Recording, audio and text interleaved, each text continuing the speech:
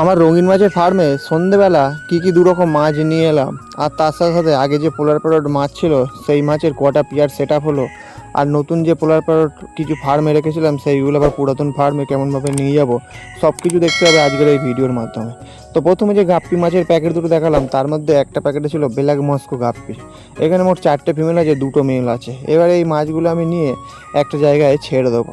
নতুন করে দুরকম গাপ্পি মাছ ফার্মে নিয়ে আসা হলো বন্ধুরা, একটা হলো ব্ল্যাক মস্কো গাপ্পি আর একটা হলো রেড ডাম্বো। তো জায়গা সেরকম ছিল না, হঠাৎ করে সন্ধ্যেবেলা মাছ এসছে, তাই জন্য একটা অ্যাকোয়ারিয়ামের মাঝখান দিয়ে শোলা গার্ড দিয়ে তারই দুদিকে মাছ দুটো দুভাবে রাখা হবে। তো ব্ল্যাক মস্কো গাপ্পিগুলো ছেড়ে দেওয়ার পরে এবারে রেড ডাম্বো গাপ্পি মাছগুলো আবার গামলির মধ্যে ঢেলে নিয়েছি। তারপর ওই মাছগুলো আস্তে আস্তে নিয়ে চলে যাচ্ছি অ্যাকোয়ারিয়ামে ঢালার জন্য। দেখো একদিকে ব্ল্যাক মস্কো গাপ্পিগুলো ঢালা হয়ে গেছে, এবারে রেড ডাম্বো গাপ্পি মাছগুলো এই দিকটা ছাড়া হবে। তো দেখো গাপ্পি মাছগুলো ছাড়া হয়ে যেতে এবার ওরা কিন্তু দুজন দুদিকে থেকে ভালোই ঘোরাঘুরি করছে। যে ব্ল্যাক মস্কো গাপ্পি এনেছিলাম 4টে ফিমেল আর 2টো মেল, আর রেড ডাম্বো গাপ্পি এনেছিলাম 5টা ফিমেল আর 5টা মেল। দোষের মধ্যে একটা রেড ডাম্বো গাপ্পি মাছের ফিমেল মারা গেছে। তো যাই হোক ওসব কথা বাদ দিয়ে নতুন ফার্মে যে পোলার প্যারট মাছগুলো রেখেছিলাম পিয়ার সেট আপ হওয়ার জন্য, সেই মাছগুলো আমি আজকে সব নিয়ে চলে যাবো পুরাতন ফার্মে। তার কারণ পুরাতন ফার্মে যে জায়গাগুলো ফাঁকা ছিল সেইগুলোতে সব ভালো করে প্লাস্টিক দিয়ে জল ঢেলে নিয়েছি। এবার এর মধ্যে এই মাছগুলো নিয়ে চলে আসবো।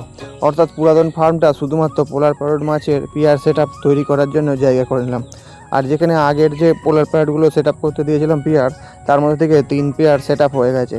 সেইগুলো আমি নিয়ে চলে গেছি নতুন ফার্মে, সেগুলো তোমাদের আমি গিয়ে দেখাবো।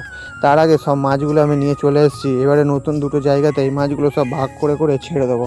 তো দেখো বন্ধুরা, নতুন যে জায়গা দুটো তৈরি করেছিলাম তার মধ্যে সব পোলার প্যারট মাছগুলো ছেড়ে দিয়েছি, আর পুরাতন জায়গাটাতে অল্প কটা দিয়েছি। তার কারণ ওর থেকে 3 পেয়ার মাছ চলে গেছে, মানে 6টা মাছ কমে গেছে, তাই ওতেও কিছু মাছ দিলাম। তারপরে মাছগুলো ছাড়ার পরে ফার্মে চলে এসেছি। যে 3টে পেয়ার পোলার প্যারট মাছের সেট আপ হয়েছিল সেই মাছগুলো দেখো সব ঘটের মধ্যে আছে যে আর পেয়ার। এবার এই মাছগুলো ফার্মে 3টে জায়গায় নতুন করে সব সেট আপে বসিয়ে দেবো। তাহলে কী হবে, খুব শিগগিরই এই মাছগুলো ডিম দেবে আশা করা যায়। তো প্রথমে একটা ভাঁড় নিয়ে একটা পেটির মধ্যে আস্তে করে বসিয়ে দিলাম। ওরা কিন্তু দুজনে ঘাঁট থেকে কেউ বেরোচ্ছে না, তার মানে এরা কিন্তু খুব ভালোভাবে পেয়ার সেট হয়েছে।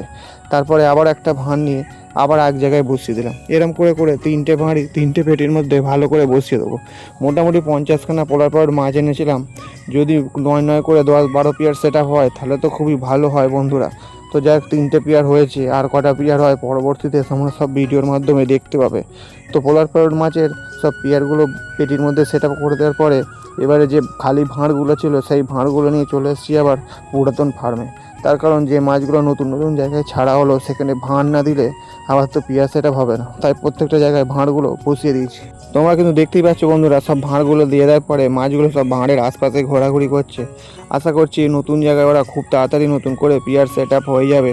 তো বন্ধুরা এবার ওদেরকে আমি অল্প করে কিছু কেঁচো খেতে দিয়ে দেবো, আর দেখবো, অপেক্ষায় থাকবো 2-3 দিন বাদে ওদের পিয়ার সেট আপ হয় কিনা। তো বন্ধুরা মোটামুটি অনেক কিছু মাছই আজকের ভিডিও দেখালাম। আজকের ভিডিও এই পর্যন্তই। আবার দেখা হচ্ছে আগামীকাল অন্য কোনো মাছের ভিডিও নিয়ে।